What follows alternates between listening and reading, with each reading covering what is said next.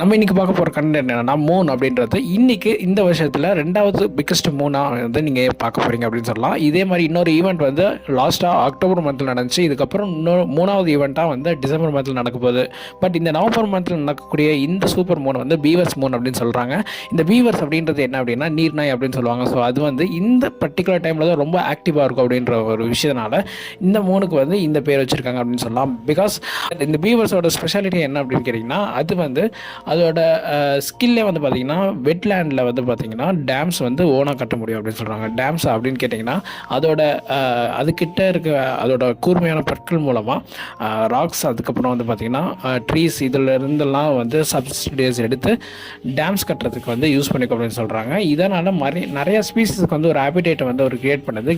Because at the same time இதோட main ரோலாக வந்து water flow வந்து மெயின்டைன் பண்ணணுன்றதுக்காக இந்த மாதிரி பண்ணணும் அப்படின்ற மாதிரி ஒரு விஷயத்த சொல்கிறாங்க.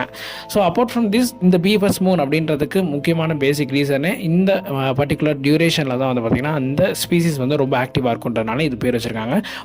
அதை தாண்டி இதுக்கும் மூனுக்கும் எந்த ஒரு சம்மந்தமும் கிடையாது. ஸோ பீவர்ஸ் மூன் அப்படின்னு அழைக்கப்படுறதுக்கு முக்கியமான ரீசன் பீவர்ஸ் இந்த டியூரேஷனில் ஆக்டிவாக இருப்பாங்க இந்த நவம்பர் டியூரேஷனில். So at the same time நம்ம இதே மாதிரி இன்னொரு ஈவெண்ட் வந்து டிசம்பர் மந்தில் பார்க்க போகிறோம். இது எல்லாத்துக்குமே பேசிக்கான ரீசன் என்னென்னா எர்த் ரொம்ப nearest location to the moon அப்படின்ற ஒரு விஷயம் தான். பொதுவாக ரெண்டு பொசிஷன் சொல்கிறாங்க.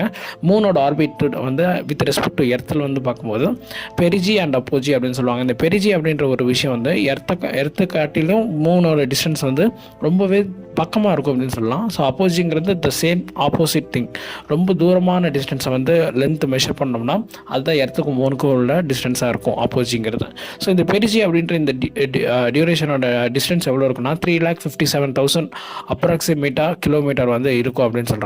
ஸோ இந்த பர்டிகுலர் டியூரேஷன் தான் ரொம்ப நியரஸ்ட் லொக்கேஷன் அப்படின்றதுனால நம்ம மூன் வந்து சூப்பர் மூன்னு சொல்லப்படுகிற ஒரு விஷயம் வந்து நடக்குது இந்த ஈவெண்ட். இது ரொம்ப ரேர் ஈவெண்ட். மறக்காமல் இந்த நவம்பர் மந்த் 4 to 6 அதாவது இன்றைக்கும் நாளைக்கும் நீங்கள் ஸ்கையில் பார்க்கும்போது மூன் ரொம்ப டிஃப்ரெண்ட்டாக தெரியும் அப்படின்றதுல எந்த ஒரு ஆச்சரியமும் இல்லை.